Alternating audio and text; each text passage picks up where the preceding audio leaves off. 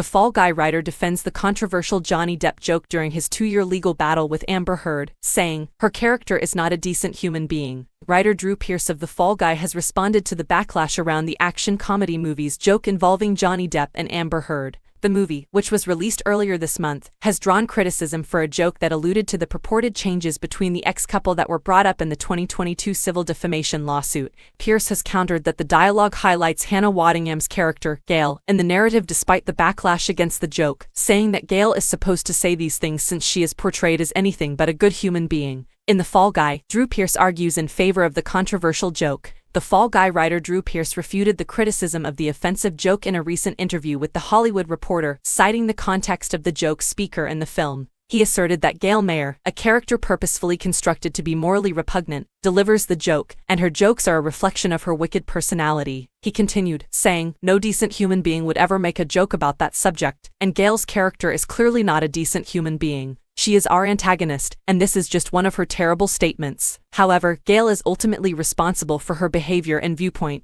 as I hope will continue to happen in our sector and others." Pearce further claimed that the goal was to maintain the authenticity of each character, and that Waddingham's jokes about such delicate subjects are a reflection of her terrible nature rather than the viewpoint of the director. A character's opinion in a movie is not the same as the perspective of either the film or the people making it.